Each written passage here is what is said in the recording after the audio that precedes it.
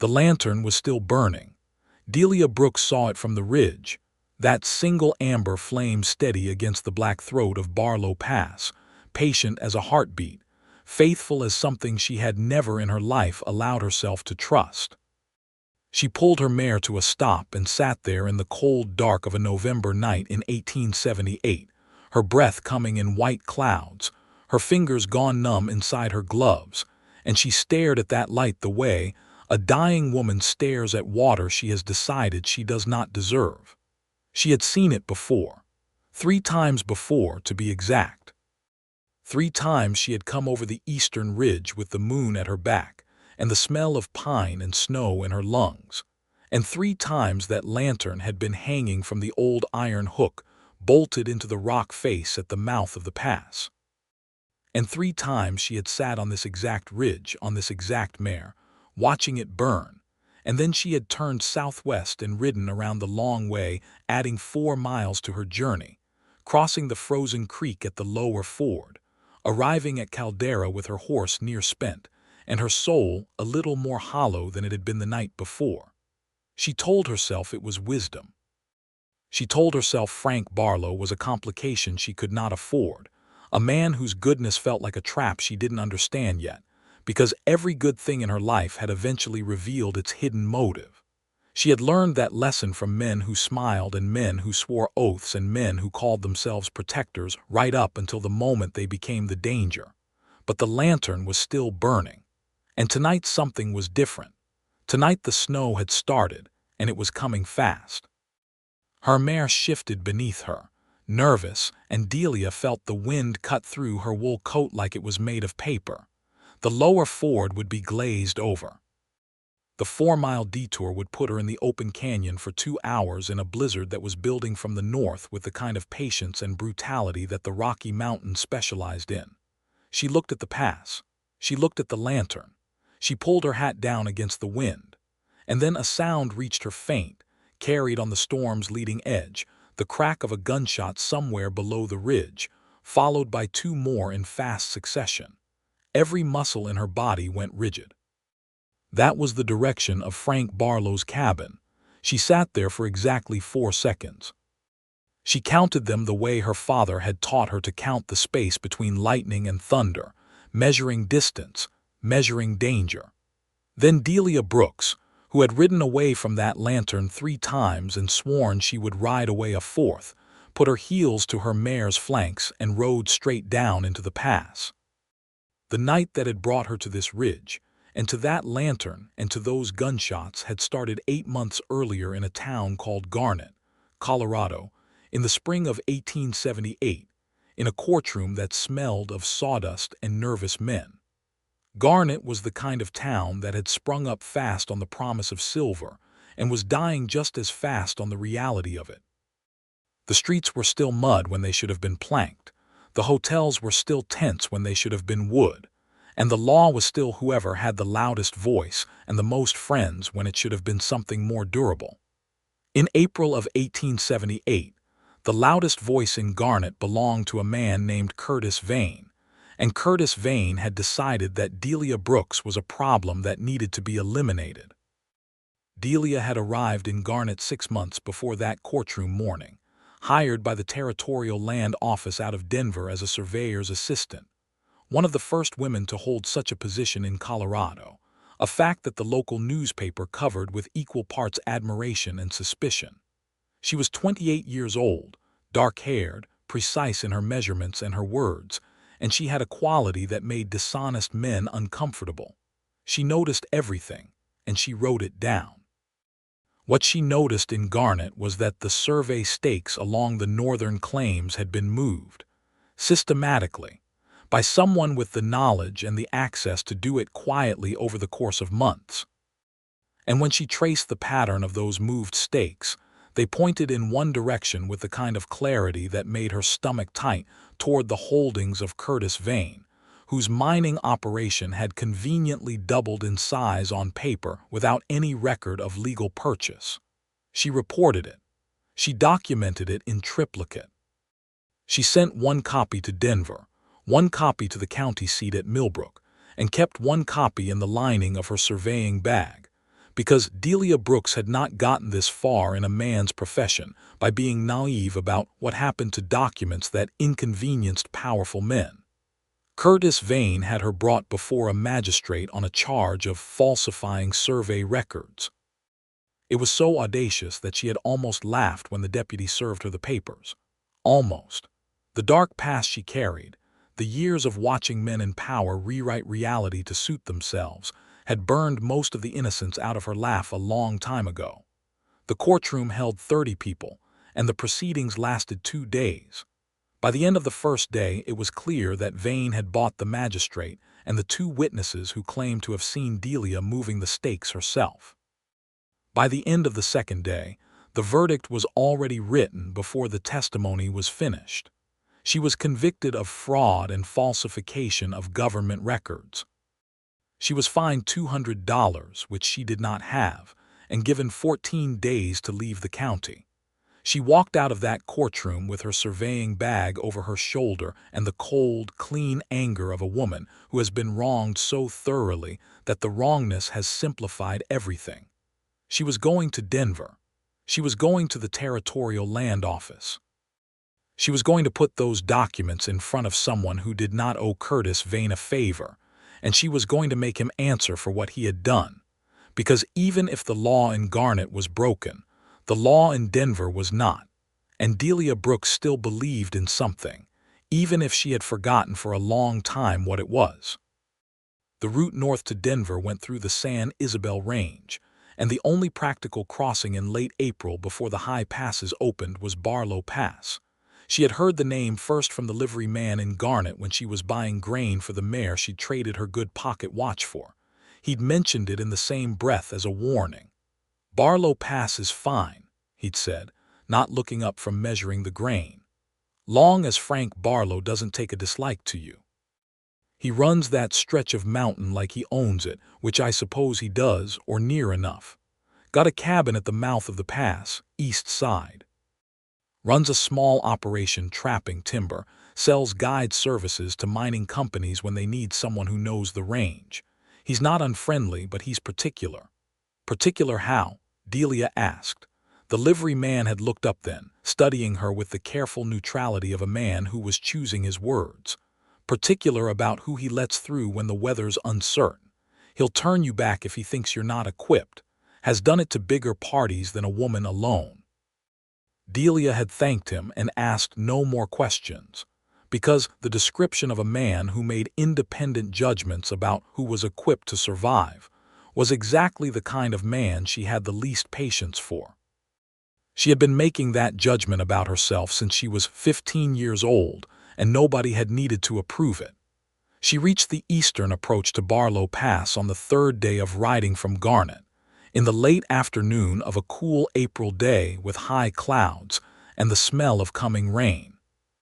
The trail climbed steadily through ponderosa pine and aspen, and she came around a granite outcropping and found herself looking at a log cabin that had the settled, deliberate look of something built by a person who intended to stay. It was not large, but it was solid notched logs fitted tight, a stone chimney pumping a thin thread of gray smoke, a covered porch with a workbench along one wall, and a pair of snowshoes hanging from the eaves, though the snow was gone from this elevation. There was a small corral with 2 horses, a bay and a spotted gray, and a lean-to shed that held what looked like stacked firewood and trapping equipment. Standing at the workbench with his back to her, working on something she couldn't see from this distance, was a man.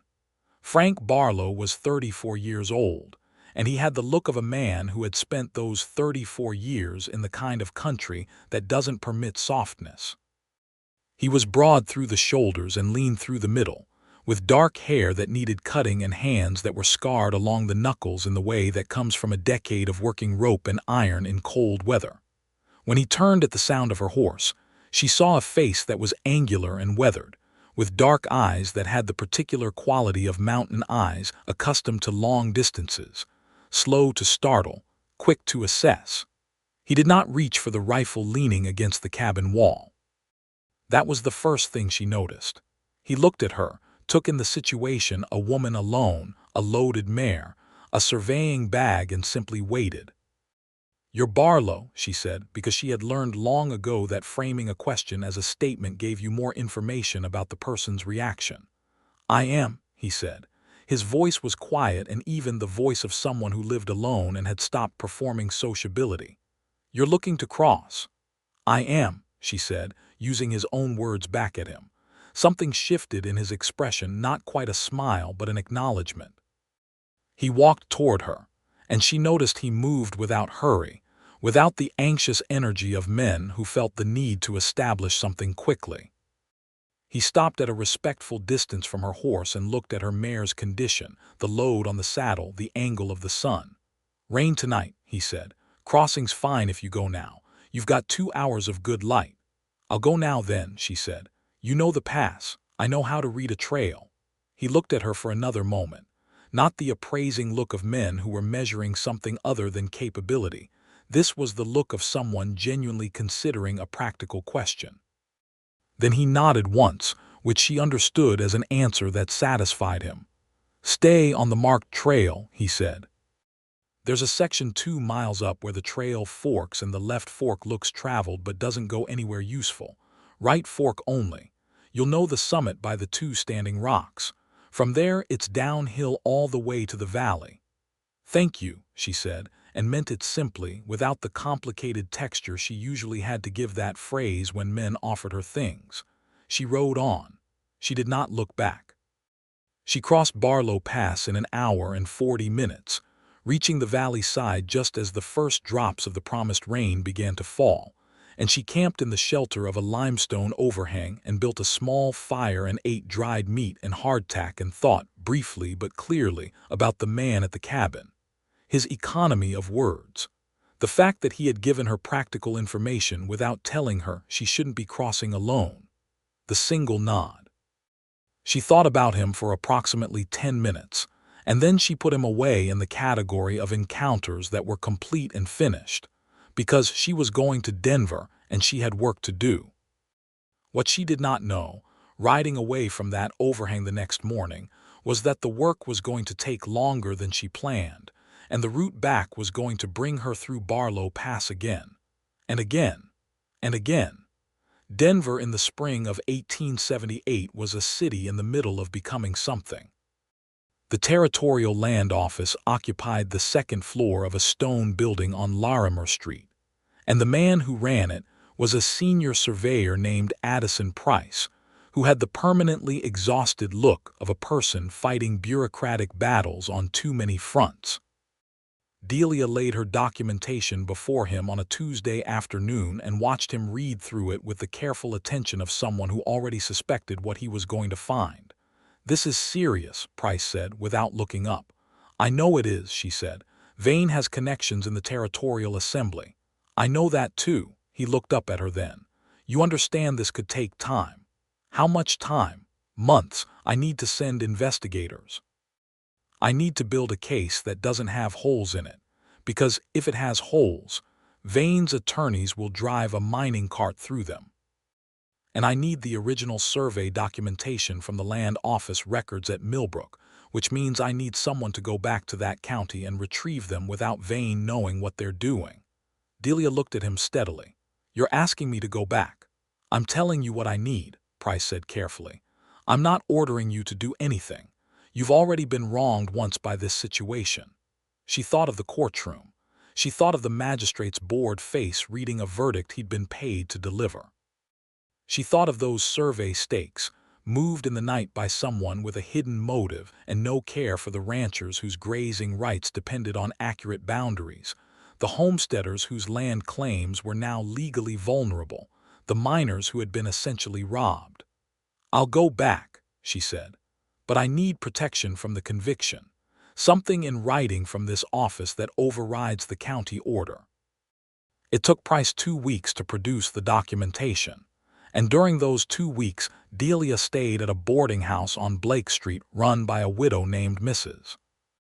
Eugenia Hartwell, who served enormous breakfasts and asked no questions, which were 2 qualities Delia considered equally essential.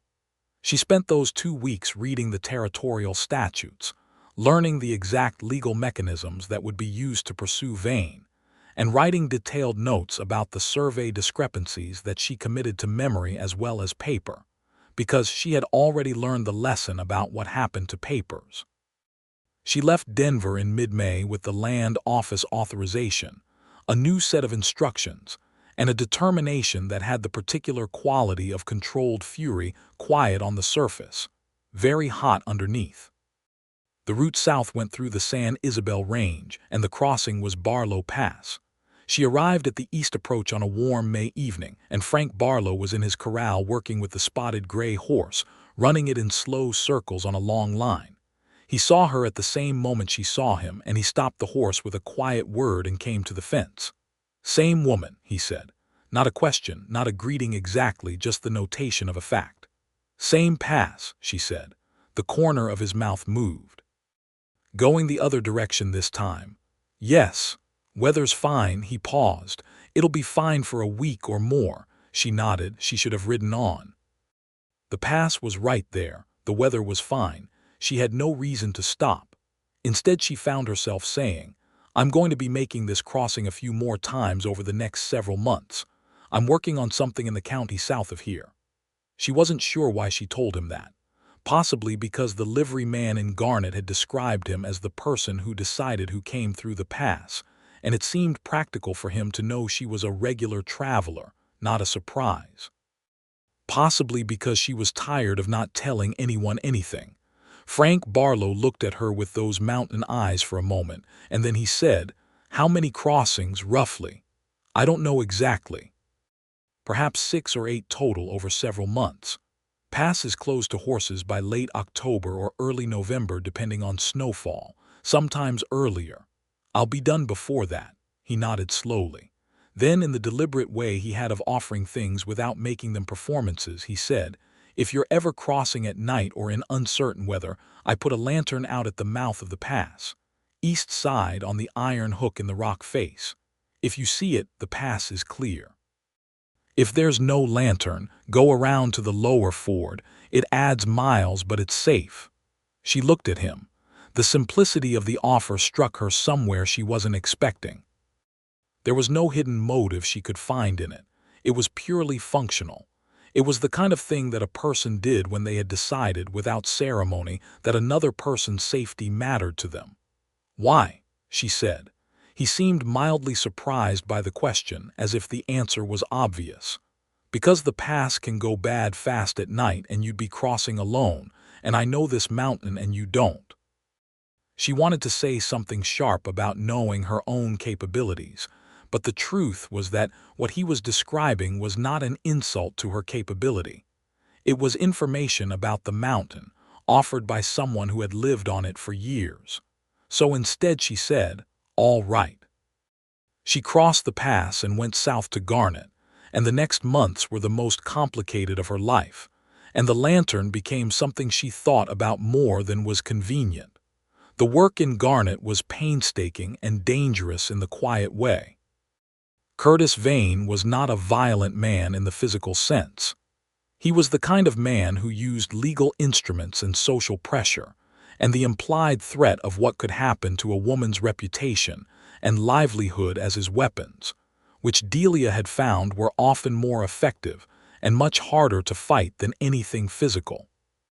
He had spies in the county seat and friends among the merchants, and there were 2 occasions when she arrived at her boarding room in Garnet to find that someone had searched it in her absence, which meant the copy of the documents in the surveying bag lining was more important than ever. She was meticulous. She retrieved the original records from Millbrook by convincing the records clerk, a nervous young man named Barlow Pass, that she was conducting a routine verification for Denver, which was technically true, if incomplete, and she had them in her possession for 4 hours, long enough to make careful copies in her own hand before returning them. She interviewed ranchers and homesteaders whose properties bordered the disputed claims, gathering testimony in writing that she would bring to Denver. She documented everything twice and kept each copy in a different location. She made 3 crossings through Barlow Pass between May and August, once south in May, once north in June to deliver documents to Denver, once south again in late June to continue the work. Each time she crossed in daylight and without incident, and each time she arrived at the east approach she saw Frank Barlow at some point, once at the cabin, once on the trail itself where he was clearing fallen timber, once at the corral, and they exchanged brief, functional words about weather and trail conditions, and each time she left with the odd, unsettled feeling of someone who keeps encountering a thing they don't know what to do with. He was not trying to be anything. That was the confounding quality.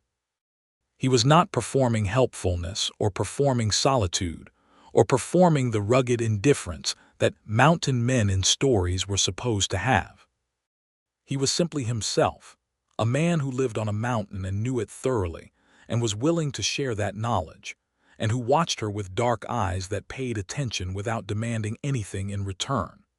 In August, she stayed 2 nights at the east approach because a storm pinned her down, and Frank Barlow offered, simply and without elaboration, that she was welcome to sleep in the lean-to shed, which was dry and had a small stove. She accepted, because the alternative was a wet camp in the open, and she was not in the business of suffering unnecessarily. The first evening she sat at his outdoor fire. He built fires in the stone ring near the cabin when the weather permitted.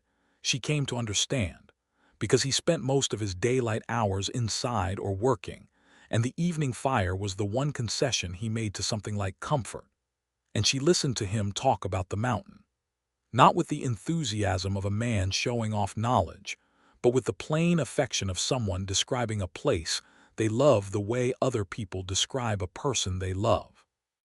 The way certain elk trails ran along the thermal lines in the rock, the winter behavior of the mountain lions in the upper range, the particular quality of light at this elevation in late summer when the afternoon thunderheads built up over the peaks to the west.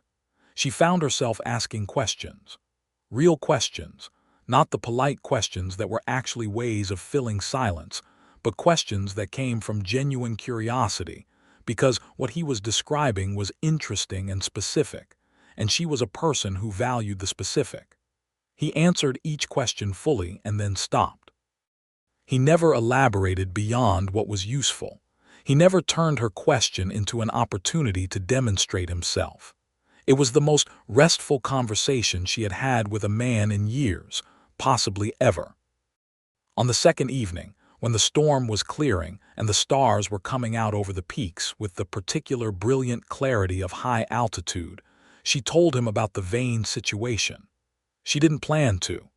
It simply came out in pieces, the way things come out when you've been carrying them alone for long enough, and you find yourself in the presence of someone who is clearly not going to use what you say against you. He listened without interrupting. When she finished, he said, "How far along is the case in Denver?" "Far enough that Vane is getting nervous," she said, "which makes it more dangerous. For you specifically." "For me specifically," she confirmed. He was quiet for a moment, looking at the fire. Then he said, "The fall crossings are going to be harder. The weather changes fast up here once September hits." "I know." "The lantern," he said. "I mean it, watch for it." She looked at him across the fire. The amber light caught the planes of his face, the careful set of his jaw, the way his hands rested still and easy on his knees. She thought about what it meant for someone to put a lantern out in the dark for you, the sustained intention of it, the faithfulness required. "You do that," she said, "even on nights I might not come." "Especially on nights you might not come," he said, "because those are the nights you might need it most." The thing that happened in her chest in response to that sentence was something she addressed by standing up, declaring the fire adequate and the evening complete, and retiring to the lean-to shed with her blanket roll and her surveying bag and her long-established conviction that she was not a woman who was available to be moved by things men said. She lay in the dark with the smell of pine resin and dry hay around her, and listened to the wind working through the pass, and she told herself several things.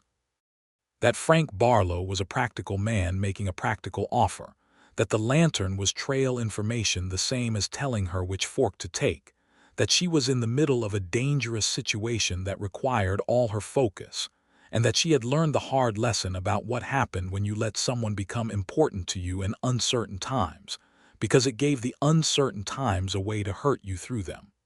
All of these things were true. They didn't make the feeling stop. In September, she made 2 more crossings, one north with more documents, one south with new instructions from Price. The case was building. Price had sent an investigator to Garnet who was operating as a mining investor, gathering testimony under cover that would support Delia's documentation.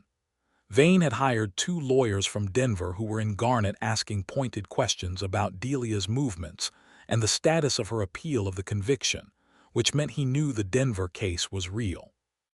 On the September southbound crossing, she arrived at the east approach at dusk, and Frank Barlow was sitting on his porch with a cup of coffee and a look on his face that she had not seen before, a look that was not quite worry but was adjacent to it.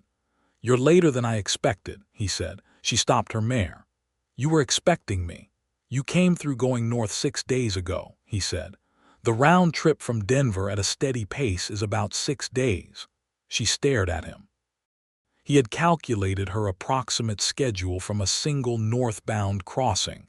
He had been keeping track of her, not in the way that felt like surveillance, in the way that felt like watching out. "The lantern," she said. "You've been putting it out. Every night you might be expected," he said. "Yes." She didn't know what to do with that, so she said, "The pass is clear." "Clear," he said. "But you should eat something before you cross. I've got a pot on." She should have said no. She said yes. They ate at the small table inside the cabin, which was the first time she had been inside it, and she noticed the particular character of the space spare but not bleak, with a packed bookshelf along one wall that surprised her, because she had not imagined he would have books, and she felt a quick shame at the assumption. There was a survey map of the range pinned to the wall above the work table, and a rifle rack with 2 rifles and a shotgun, and a cast iron stove that held the cabin's warmth with impressive efficiency. She looked at the bookshelf while he served the food. The books were various, some technical, a wilderness guide and a geological survey report and a veterinary manual, but also a battered copy of David Copperfield and a volume of Emerson's essays and, unexpectedly, a collection of poetry by Walt Whitman, its spine cracked from reading. "Whitman," she said. He looked up from the stove. "You know him." "I know him," she said. She had a copy of Leaves of Grass in her surveying bag, which she had been carrying for 3 years and which was not something she had mentioned to anyone. Frank Barlow looked at her with those dark eyes and said nothing for a moment. Then he said, "What's your favorite?" It was such a simple, direct question, asked with such genuine interest, that she answered without thinking. "Song of the Open Road. The part about not heeding the call to go, but going because going is the call." He nodded with the slow solemnity of someone who has thought about the same passage and arrived at something important. "Yes," he said, "that one." They ate in the kind of quiet that is not empty but full, the quiet of 2 people who have discovered, against their intentions, that the other person is exactly the kind of person they would have looked for if they had believed they were allowed to look. Delia left after the meal, crossed the pass in the dark without difficulty, and spent most of the next 30 miles telling herself that dinner was dinner and a shared literary reference was a shared literary reference, and that was the end of it. It was not the end of it. October came, and with it the shift in the mountain weather that Frank Barlow had described, fast, decisive, leaving no room for ambiguity. The case in Denver was nearly complete. Price had everything he needed except a final affidavit from one of the ranchers, a man named Harker whose land abutted the disputed claims and who had agreed to testify, but needed the proper legal forms brought to him in person because he refused to travel to Denver. Delia needed to make one more crossing south, retrieve the signed affidavit from Harker, and bring it north. She planned to be back through the pass before mid-October. What she did not plan for was that Curtis Vane would find out about Harker. She arrived at Harker's ranch on a Tuesday in early October to find the old man badly shaken. 2 men had come the previous day, hired men, not anyone from Garnet, outsiders brought in specifically, and had told him that if he signed anything relating to the survey dispute, his ranch would be the subject of a legal challenge that would cost him everything he owned in legal fees. It was not a physical threat. It was the other kind, the kind Curtis Vane specialized in, and it was devastatingly effective because Harker was 70 years old and had spent 40 of those years building what he had and could not afford the risk. Delia spent 2 days at Harker's ranch. She argued, she explained. She laid out the legal protections that the land office authorization provided. She was patient and thorough, and she did not let herself show the desperation she felt, because she had learned that desperation convinced no one. On the morning of the 3rd day, Harker looked at her across his kitchen table with the face of a man who has made a decision that frightened him, and he signed the affidavit. She left Harker's ranch on a Thursday in the 2nd week of October with the signed document in the lining of her surveying bag, which was the safest place she had. She also left with the clear knowledge that she was being followed. It was not obvious. It was the kind of following that skilled men did, staying back far enough to be invisible on the open road, close enough to not lose the trail. She noticed it in the particular way she always noticed things. The same dust signature at the same distance for 3 hours, a pattern that should have varied but didn't. 2 riders, she estimated from what little she could see. Hired men, like the ones who had gone to Harker. She could not go directly north to Denver. If she did, they would know where the documents were going and they would find a way to intercept her before she arrived. A staged robbery, a legal challenge, any of 100 mechanisms that powerful men used to make things disappear. She needed to lose them or she needed help. She thought of Barlow Pass. She thought of Frank Barlow. She thought of the lantern and what it meant that he had been putting it out every night she was expected. She rode fast. The problem was the snow. It started on the 2nd day out of Harker's ranch, early for October, the kind of early that mountain men predicted and surveyors from Denver did not. By the time she reached the lower valley below the pass approach, she was riding through 4 inches of fresh snow with the sky promising more and the temperature dropping with the conviction of something that had made up its mind. She came up the eastern trail toward the cabin in the late afternoon of the 2nd day, and she was cold, and her mare was tired, and the 2 riders were still behind her, closer now in the snow. She had heard them twice on open sections of the trail where sound carried. Frank Barlow came out of the cabin at the sound of her horse, and one look at her face told him everything necessary. "How far back?" he said. "An hour, maybe less in the snow." He nodded once, the same decisive nod she had seen the first day, and said, "Inside." The cabin was warm. He poured coffee from the pot on the stove and set it in front of her without asking, and while she drank it he was already moving, doing things with the efficiency of someone who had thought about situations like this, loading his rifle, checking the shotgun, banking the fire so it would hold heat but produce less visible smoke from the chimney. "Who are they?" he asked. "Hired men. Working for a man named Vane in Garnet. I've told you about him." "You have," he said. He looked at her steadily. "They're not going to hurt you if I have anything to say about it." The way he said it, quiet, flat, completely certain, produced in her a sensation that she identified as the specific feeling of realizing that someone has meant every single thing they have ever said to you. Every lantern, every evening, every practical offer made with no expectation attached. All of it had been genuine, and the genuineness of it was not a trap. It was just the truth of who he was. "They want the documents," she said. "If they get what they want, Vane walks free and every person he wronged stays wronged. Then they won't get them." He set the rifle against the wall and turned to look at her fully. "There's a box in the floor under the work table. Loose board, 3rd from the left. You can put the documents there." She put the documents there. The 2 riders arrived at the cabin 20 minutes later. They did not come in shooting, they came to the door, which was the version she had expected, the version where they tried to appear legitimate before becoming what they actually were. They were large men in good coats with the look of men who were paid well enough to be comfortable with intimidation. One of them did the talking. "Looking for a woman," he said, standing on the porch while Frank Barlow stood in the doorway, the shotgun held in one hand with the easy familiarity of someone who has used one regularly.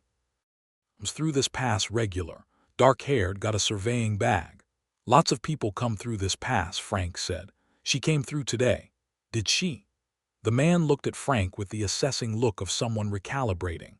He had not expected the shotgun. Or perhaps he had not expected the quality of stillness in the man holding it, the stillness that communicated, without performance or aggression, that this was a man who would do what was necessary and had settled that question for himself long ago. "We're not looking for trouble," the man said. "We just need to talk to her." "That's interesting," Frank said, "because you rode 2 days in the snow, which suggests something more urgent than a conversation." There was a pause.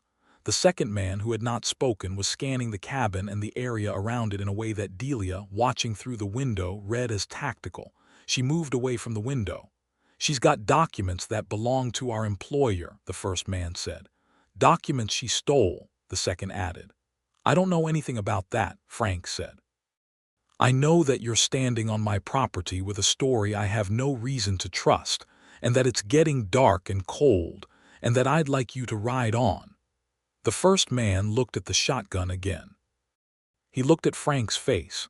He made the calculation that Delia had already made about Frank Barlow, that this was not a man who made empty statements, and she saw the decision cross his features. "We'll be back," he said. "I'll be here," Frank said. They left. Frank watched them ride south for 10 minutes, then came inside and set the shotgun against the wall. He turned to look at Delia, who was standing in the middle of the cabin with her coffee cup and an expression she was not entirely managing to control. "They won't give up," she said. "I know." He poured his own coffee. "Can you travel tonight? In this snow? The pass is clear. I know it in the dark. I've crossed it in worse." He looked at her directly. "If we leave now, we can be over the summit before midnight. The north side, there's a relay station at Carson Flat. It's staffed. It's warm, you can rest there and have your mare looked at. From Carson Flat you can pick up the stage road north to Denver and you won't need the pass again." She heard the word "we" and held it separately from the rest of the sentence for a moment. "You'd come with me," she said. "You shouldn't cross alone at night with those 2 men behind you," he said, with the calm practicality that she had come to understand was not the absence of feeling but a different expression of it. "And I know the pass. So yes, I'd come with you." She looked at him for a long moment. The firelight, the shotgun against the wall, the box in the floor with the documents that were going to matter to a lot of people if they got to Denver, the lantern on the iron hook outside, still burning, that she had seen from the ridge on the approach and ridden toward instead of away from for the first time. "All right," she said. They rode out within the hour. Frank took the bay, left the spotted gray in the corral with extra water and feed, and carried the rifle across his saddle. Delia had the documents in the surveying bag lining and her mare moving well despite the snow, which had stopped falling and left the pass under a clean, cold sky thick with stars. He led her up through the dark with the confidence of someone who has walked a trail so many times it lives in the body rather than the mind. He named landmarks as they passed them: the split boulder, the crooked pine, the point where the trail switched back north, not to prove knowledge but because he understood that she was a person who oriented by information, and that the information would help her. At the summit between the 2 standing rocks, he stopped and let the horses rest, and she came up beside him, and they looked north across a valley filled with moonlit snow, the mountains on all sides enormous and quiet and indifferent in the way of things that have no preference for human outcomes. "I owe you an apology," she said. He looked at her. "For what?" "For seeing the lantern from the ridge and riding around." She kept her eyes on the valley. "3 times. I saw it burning and I chose not to come."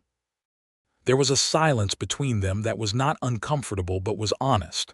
"I know," he said. She looked at him then quickly. "You knew."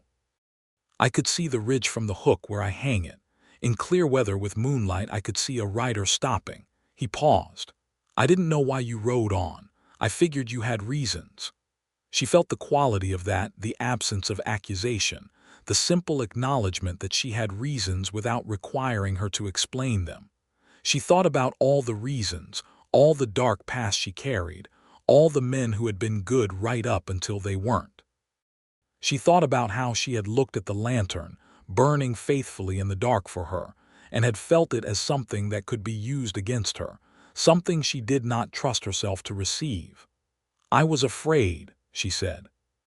It was perhaps the most honest sentence she had spoken in years. Frank Barlow looked at her in the moonlight at the top of the pass, with the cold coming off the snowfields around them and the valley spread below, and the stars very close the way they only are at high elevation, and he said, I know that too. Then, slowly and without drama, he reached out and took her hand where it rested on the saddle horn. Just her hand. Warm through the gloves, steady, the same quality of steadiness that everything about him had, not pulling her toward anything, not asking for anything beyond what the gesture itself contained. She let him hold it. She looked back at the valley. Keep riding, he said quietly, which was both practical advice and something more, and she understood both meanings, and she squeezed his hand once before she picked up the reins. They descended the north side in 2 hours and arrived at Carson Flat while the moon was still high, and the relay station was staffed by a sleepy hostler named Pete Odom, who made them coffee and saw to the horses, and asked no questions because relay station workers in 1878, Colorado, had seen enough to understand that people traveling at night through mountain passes had their reasons. She slept on a cot in the small side room while Frank kept watch from the station's front window, the rifle across his knees, until the gray light of dawn made the watch unnecessary. He had not slept. When she came out in the morning and saw the shadows under his eyes, the easy vigilance of him still alert after a full night, something in her chest did something irreversible. She stood in the doorway and looked at him and said, You stayed up all night. Yes, he said. You didn't have to do that. He looked at her steadily. I know. She crossed the station's plank floor and sat in the chair beside him, and they were close enough that she could feel the warmth of him. And outside the window the snow was pink with dawn light, and the mountains were enormous, and the world was very large and very cold. And for the first time in a long time she did not feel like she was facing it alone. Frank, she said. Delia, he said quietly, and it was the first time he had used her given name, and the way he said it, careful, like something valuable, made her close her eyes for a moment. I need to get to Denver, she said. I know. And after Denver this isn't over. There will be a hearing. There will be legal proceedings. Vane will fight it. I know that too. It might be months. He was quiet for a moment. Then he said, The pass closes by November. If you need to cross again before then, the lantern will be out. He paused. And after the pass closes, if you come back to this part of the country when it's done, I'd like to know how it ends. She looked at him. There was more in that sentence than its words, and both of them knew it, and neither of them addressed it directly, because there were things that needed to be walked up to gradually, in the way you approached the summit of a mountain, not in a rush but steadily, with your eyes on where you were going. You'll know, she said. She caught the northbound stage from Carson Flat that afternoon. Frank Barlow rode with her to the stage road, and when the coach appeared down the long straight track through the valley, he stopped his horse and she stopped hers, and they looked at each other in the bright October cold. She wanted to say a great many things. She said, Thank you, he nodded. Be careful in Denver. Always, she said. She boarded the stage. She did not look back from the window, because she had learned a long time ago that looking back was a way of making yourself vulnerable to the act of leaving, and she needed to be focused and whole for what was coming. But she held the warmth of his hand in her memory, up there at the summit between the two standing rocks, and it went with her north. Denver in late October was wet and cold, and the Territorial Land Office received Harker's signed affidavit with the particular relief of people who have been building a structure for months and have just received the final essential piece. Addison Price read the document, read Delia's summary of the situation, and said, "We move for a hearing." The hearing was scheduled for December. In the 3 weeks leading up to it, Delia's days were a parade of legal preparation, reviewing documents with the land office's attorney, preparing her own testimony, answering questions from investigators who were building the parallel criminal case against Vane, and the magistrate in Garnet who had accepted payment to convict her falsely. She thought about Frank Barlow every day. Not in the consuming, distracted way of someone in the grip of an infatuation, but in the quieter way of someone who has discovered a landmark and keeps finding their internal compass pointing toward it. She thought about the cabin and the books and the fire and the way he said her name. She thought about the lantern on the iron hook in the dark, burning with no guarantee that anyone was coming. She wrote him a letter in early November. It took her 3 drafts, because she kept producing things that were either too formal or too revealing, and she finally settled on something that was honest without being exposed. She described the status of the legal proceedings in practical terms, told him she expected to be finished in Denver by January, and ended with a single sentence that she worked on for longer than any of the preceding paragraphs. She wrote that she hoped the winter on the mountain was not too severe, and that she thought about the summit conversation more than was perhaps entirely sensible. She sent it to the post office at Carson Flat, which was the nearest mail point to his location, and told herself she did not know if he would respond. He responded in 12 days, which, considering the mountain mail routes in November 1878, was essentially immediate. His letter was 2 pages in handwriting that was more careful than she expected, the handwriting of someone who did not write often but who took the task seriously.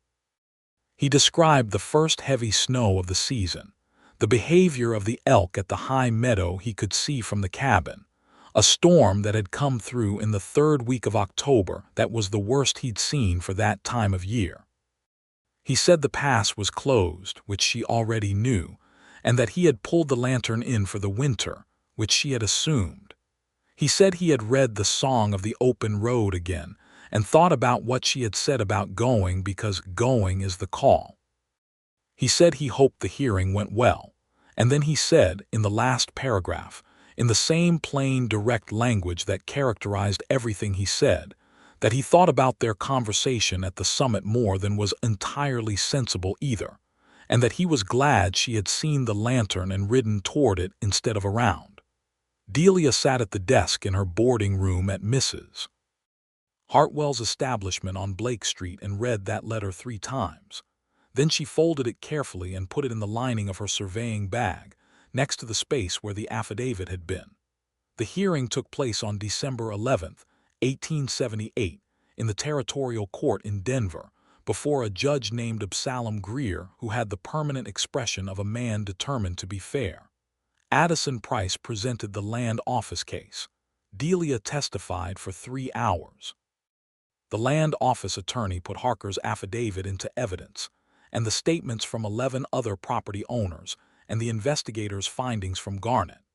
And by the time the Vane side's attorneys were finished with their objections and their motions and their attempts to characterize Delia as a disgruntled employee with an agenda, the picture that had been painted was so clear and so thoroughly documented that Judge Greer needed only 2 days of deliberation. The ruling came on December 13th. Curtis Vane's claim extensions were declared void. The original survey boundaries were reinstated. The fraudulent conviction against Delia Brooks was overturned and expunged from the record. The magistrate in Garnet was referred to the criminal courts on a charge of judicial corruption, and a warrant was issued for the arrest of the 2 hired men who had ridden to Barlow Pass in the October snow, based on testimony about their threat to Harker, which turned out to constitute criminal intimidation under territorial law. Delia sat in the courtroom and listened to Judge Greer read the ruling, and she felt the particular sensation of a weight she had been carrying for 8 months setting down. Not release exactly, release was for people who had not chosen the weight, but the satisfaction of a job completed, a wrong addressed, a thing carried to its destination. Addison Price shook her hand afterward in the courthouse corridor and said, "The land office would like to retain you as a senior surveyor. The position pays $42 a month and includes right of travel through all territorial jurisdictions." She accepted. She also asked for 2 weeks of personal leave, which Price granted without hesitation, because he was a man who understood when someone had earned something. She wrote Frank Barlow a letter that night. She told him the verdict. She told him about the position. She told him she was going to come back to the San Isabel Range when the pass opened in spring, and that she would like to see him, and that she was tired of being the kind of person who saw the lantern from the ridge and rode the other way, and that she hoped he was of the same mind, and if he wasn't, she would understand completely, and they would not speak of it again. She sent it to Carson Flat the next morning and spent the following 12 days completing her paperwork for the land office and feeling, for the first time in a very long time, like a person with a future that was actually hers. His response arrived on the last day of December, which she received at Mrs. Hartwell's while the boarding house was decorated with pine boughs, and the street outside was loud with people celebrating the new year. He was of the same mind. He said it in one sentence and then did not elaborate, because Frank Barlow did not elaborate on things he had already made clear. He said the pass would likely open by late April or early May depending on snowmelt, and that he would have the lantern out. She folded the letter and held it in her hands for a moment, and then she laughed, a full, genuine, uncomplicated laugh that startled Mrs. Hartwell, who was passing in the hall and opened the door to check that nothing had gone wrong. "Nothing's wrong," Delia told her. "Everything actually is right. The winter was long and the work was good." She spent 3 months in the Denver office learning the full scope of her new position, which turned out to be more interesting than she had anticipated. The Territorial Land Office was involved in a half-dozen significant boundary disputes across Colorado and New Mexico, and the senior surveyor's job meant not just field work but analysis, testimony, and the kind of careful institutional documentation that she had spent years doing informally and could now do with full authority. She was good at it in the way that people are good at things they were built for, and the work filled the winter days with the clean satisfaction of useful purpose. She wrote Frank Barlow twice in January and twice in February. He wrote back each time, in his careful handwriting, with the particular quality that his letters had: useful, specific, honest, with occasional moments of unexpected depth that she found herself reading twice and thinking about after. He described a mountain lion that had been taking the local deer throughout January, and that he had eventually run off the lower range with a great deal of noise and no shooting, because he had a philosophical objection to killing anything that was simply doing what it was made to do. He described a night in February when the temperature dropped to 30 below and the wood in the cabin walls cracked like rifle shots, and how he had sat by the stove reading Emerson and found a passage about self-reliance that had made him think of her, though he did not quote the passage, and she spent 2 evenings going through her own copy of the essays trying to guess which one.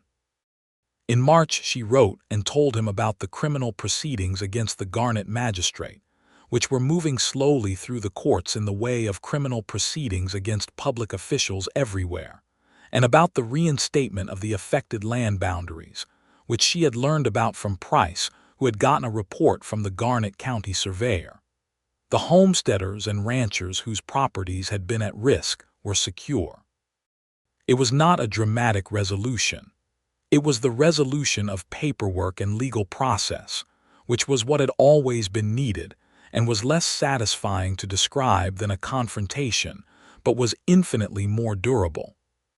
She also told him in the same letter that she had been thinking about the mountain and about the kind of life that was lived on a mountain, and that she found she had more thoughts about it than she had expected, and that she would like, when she came in the spring, to stay for more than 1 or 2 nights if that was agreeable.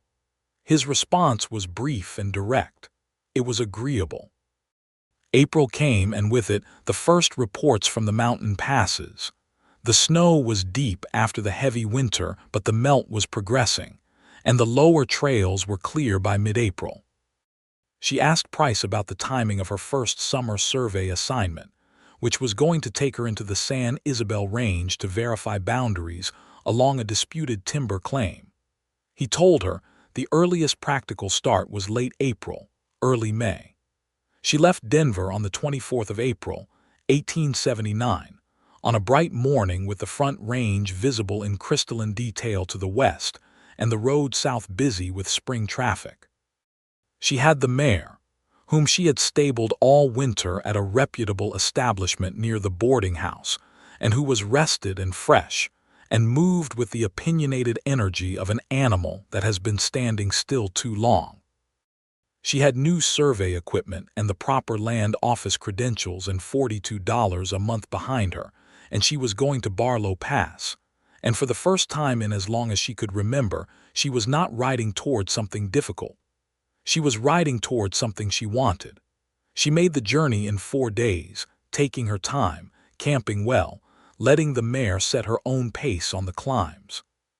She came up the eastern approach to the pass on a warm, late April afternoon, with the snowfields still deep on the upper peaks, but the trail itself clear down to bare dirt, and the aspens breaking bud, and the first wildflowers in the south-facing sheltered pockets, and the smell of the mountain in spring, cold water and new growth, and the peculiar dark richness of soil that has been under snow for 5 months. She came around the granite outcropping, and the cabin was there, exactly as she remembered it, with the spring sun on the south wall and the corral gate open and both horses in the small meadow below, and Frank Barlow was coming around the side of the cabin with a handsaw and a length of new timber, and he saw her at the exact moment she saw him. He stopped. She stopped her mare. They looked at each other across the distance of the clearing. Then he set the timber down against the cabin wall and walked toward her, and she swung down from the saddle, and they met in the middle of the clearing in the April sunlight, and she was aware very precisely of the way he looked at her, not like someone looking at a welcome surprise, but like someone looking at the thing they have been waiting for with full and deliberate intention. "You came," he said. "I said I would," she said. He was close enough that she could see the lines of his face clearly, the ones carved by wind and squinting at distances and years of living outdoors, and the dark eyes that were looking at her with a directness that she had stopped trying to look away from. "I wasn't sure," he said, "until you were here." "I wasn't sure either," she said honestly, "until I was riding." He nodded slowly. Then, with the same careful economy of movement that characterized everything he did, he reached up and tucked a strand of hair behind her ear that the mountain wind had blown across her face, and the gesture was so gentle and so specific and so entirely unperformed that she felt it somewhere central and permanent. "Stay," he said, "not a demand. The simplest possible offer. For a while," she said, which was also honest, because she had a job and assignments and the pass to use all summer, and she could not promise more than what she knew was true. But the while she meant was longer than a night, and they both understood that. "For a while is good," he said. She stayed 11 days that first visit of spring. She helped him with the repair work he was doing on the corral fence, which had taken damage from the winter's weight of snow. She rode the upper trail with him, and he showed her sections of the mountain she had never seen from the pass road, north-facing meadows still deep with snow. A canyon cut by spring runoff, with walls of layered granite in colors she had no words for. An ancient mine shaft from someone's optimistic 1860s venture that had been long abandoned, and was now a remarkable geological exhibit. She did her survey work along the timber claim boundary, which he assisted with because he knew the ground better than the official markers, and the combination of his local knowledge and her professional precision produced a survey document that Price would later describe as the most thorough and clearly documented piece of work his office had received all year. In the evenings they sat at the fire, and they talked. Not about the case, which was finished, Not about the difficulties, which were behind her. They talked about everything else. About books they had read and ideas they had encountered. About the specific weight of loneliness and what it taught you about yourself. About family. She told him about her father, a surveyor himself, who had died of fever when she was 22, and whose careful training had given her both her livelihood and her way of seeing the world.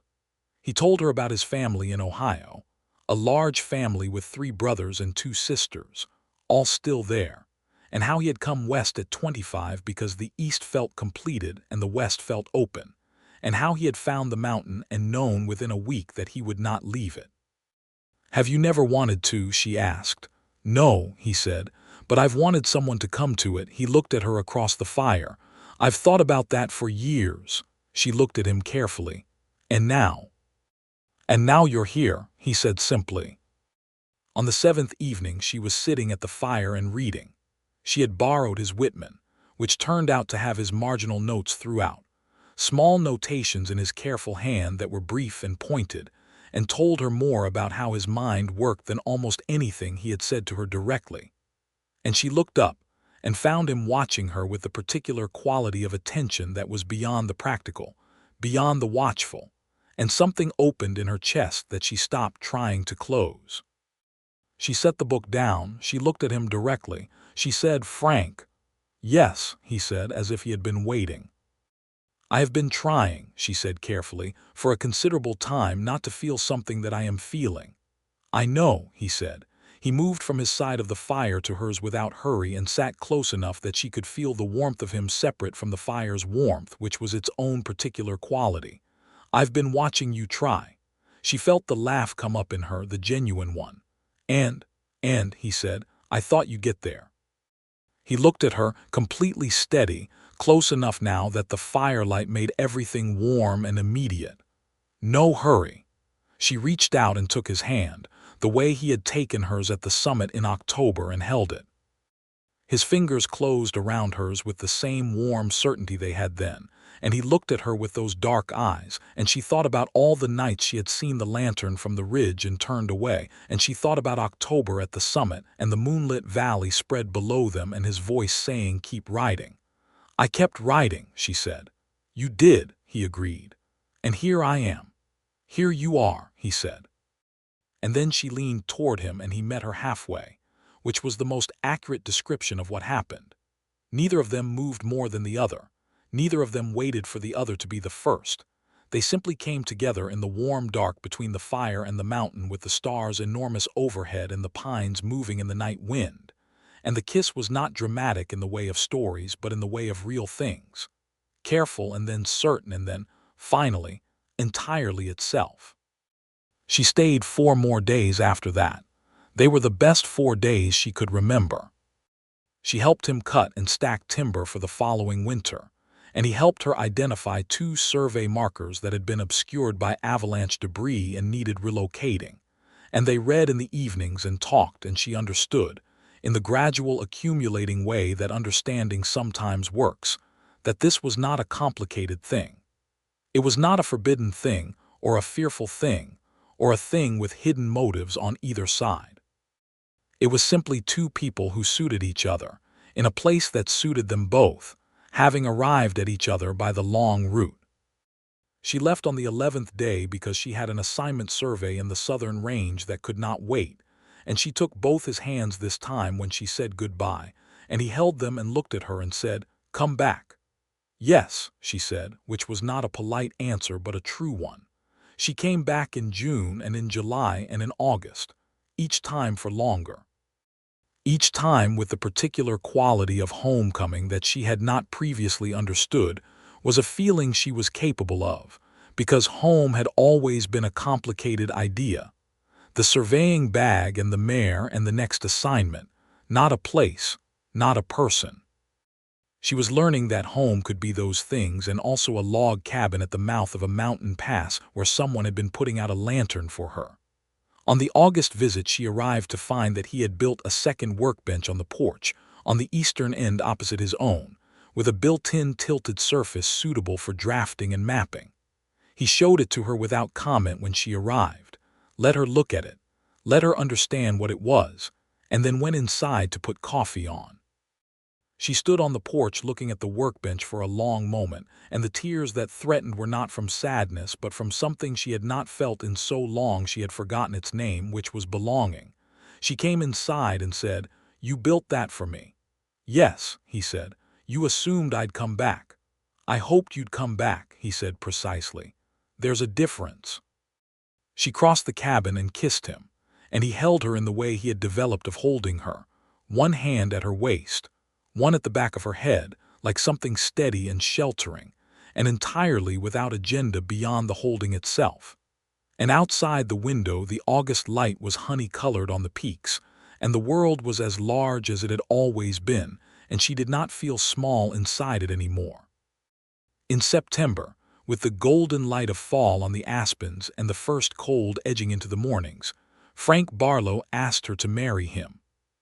He did it in the characteristic way, which was to say directly, without preamble, while they were sitting on the porch in the early morning with coffee, watching a pair of hawks work the updraft off the south face. "I'd like to marry you," he said, "if you're willing." She looked at the hawks for a moment. She thought about the surveying bag and the mare and the assignments and the $42 a month and the Denver office and the road she had been on since she was 15 years old, the road that had been her own and entirely her own and which she had guarded with both hands. She thought about what it would mean to share it. Then she thought about the workbench on the porch, about the letters in her surveying bag alongside the Whitman volume, about a lantern burning in the dark on the side of a mountain with no guarantee anyone was coming. "Yes," she said. He looked at her then, and the expression on his face was not triumphant or relieved but deeply, quietly glad, the gladness of someone who has waited for something they were not sure they had the right to want and found it. "All right," he said.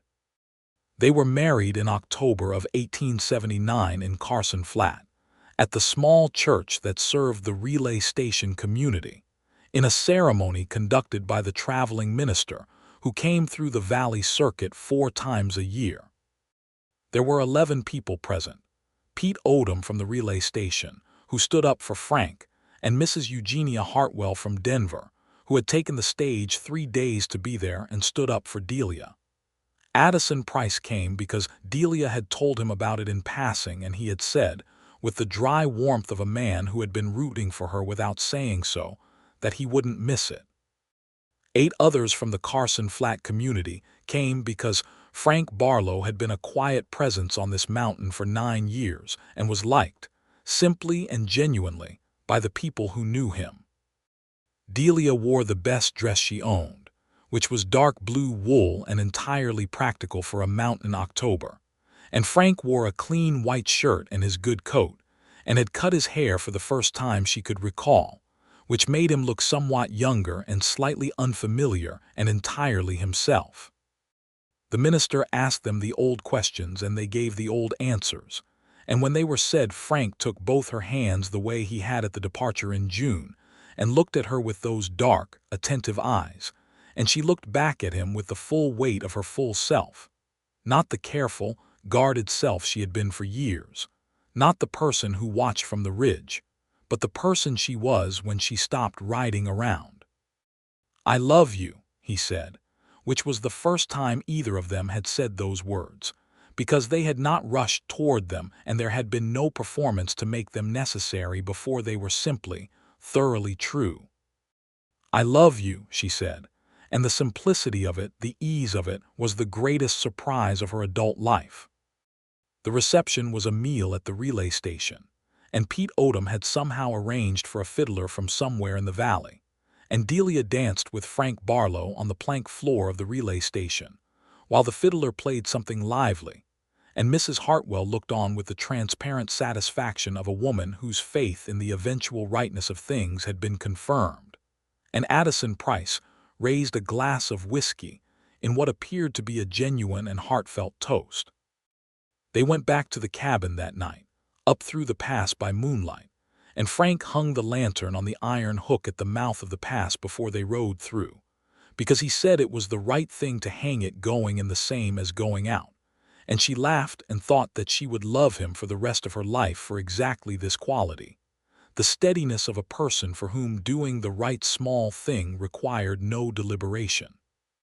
The winter they spent together in the cabin was the winter she had not known she was missing, long and cold, and enclosed in the way of mountain winters, but full in a way that solitude was not. She continued her work, adapting it to the winter season by doing the documentation and analysis work that Price sent regularly by mail, working at the drafting table on the porch on clear days, and inside when it was too cold, producing survey reports and analysis documents that were among the best work she had ever done, because contentment, she discovered, did not blunt precision, it freed it. Frank cut timber and ran trap lines and maintained the cabin and the horses and the pass trail when the weather permitted, and read books, and was the person she came home to after a cold morning at the drafting table, and was the person who knew exactly where she kept her surveying bag, and whose coffee was ready in the mornings, and who moved through the space of the cabin with the quiet ease of someone completely without pretense. They disagreed, because they were both people with opinions and neither of them was in the habit of deferring.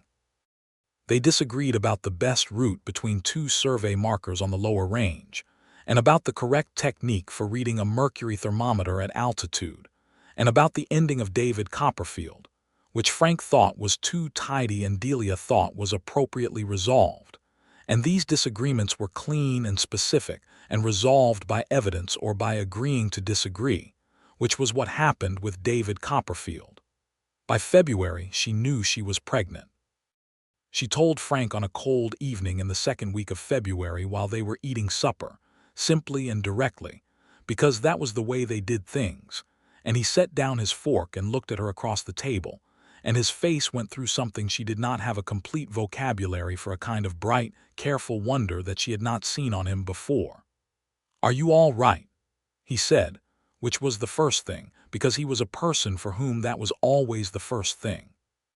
"I'm very well," she said. "And you?" He reached across the table and took her hand. He held it for a long moment without speaking, and she watched his face settle from wonder into the deep, settled gladness that was his particular expression of the most important things. "Good," he said finally, which was wholly inadequate and entirely sufficient. Their son was born in August of 1880, delivered by the doctor from Carson Flat who made the trip up the mountain in 2 days, and arrived the morning Delia went into labor, which was either excellent timing or a coincidence so fortunate that she chose to take it as a good sign. The birth was difficult in the way first births sometimes are, long and exhausting, but she was healthy and strong, and Frank was beside her the entire time with the same quality of presence he brought to everything, steady, unflinching, completely there. They named the boy James after her father. James Barlow, who came into the world on a mountain in August with the aspen leaves already thinking about turning, and his father's dark eyes, and his mother's particular expression of interested assessment, that she had brought to everything since she was a girl. Frank held his son on the first evening with the specific careful delicacy of a large man holding something he knows is precious and cannot afford to handle wrongly. And Delia, watching from the bed where she was resting, felt the full accumulated weight of everything she had ridden toward and everything she had nearly ridden away from, and she was glad, completely and without reservation, for every choice that had brought her here. James was an easy baby in most respects and a persistent one. From his earliest weeks, he had the quality of a person with opinions about his situation, which Frank said was entirely her influence, and Delia said was impossible to attribute to either of them specifically, and was most likely an independent development. He grew fast, in the way of mountain children who get cold air and good food and a great deal of outdoor time, and his first year was the happy, ordinary chaos of a first child learning and disruption and exhaustion, and the particular joy that comes from watching a person emerge. The following spring, With James 8 months old and sitting up and deeply interested in the surveying equipment, Delia went back to work. She had discussed this with Frank over the winter, in the careful and complete way they discussed everything, and what they had determined was that her field assignments could be structured around the mountain's seasonal rhythms: field work in spring, summer, and early fall, documentation work through the winter, and the home office in Denver manageable by post and by 2 or 3 visits per year. Price had agreed, because the truth was that Delia Brooks Barlow was worth accommodating, and he knew it. Frank's life changed too. He had always guided occasionally for mining companies, but as the mining activity in the San Isabel Range increased through the early 1880s, the demand for his expertise increased with it. He built his guiding operation more formally, with rates and schedules, and turned away work that required him to be away for more than a week, because there was now a very good reason to return within that time. He was not a man who resented the change. He was a man who had waited for something worth coming home to and had found it, and the finding had only made the mountain better, not smaller. In the spring of 1882, Delia found that she was pregnant again. She was 32 years old and James was almost 2, and the news produced in her a particular warm certainty that she recognized as the sensation of a life that was going in the direction it was meant to go. Their second child was a daughter, born in November in the cabin. The doctor did not make it in time this time, and Frank delivered her himself, following the instructions in the veterinary manual with the calm precision of someone who trusts knowledge over panic, and the baby arrived healthy and loud and immediately contrary. They named her Clara, and she came into the world fighting, which Frank said from the first day he recognized as her mother's particular quality, and Delia did not argue with, because it was true. The autumn of 1882, a month after Clara was born, the criminal case against the Garnet magistrate concluded.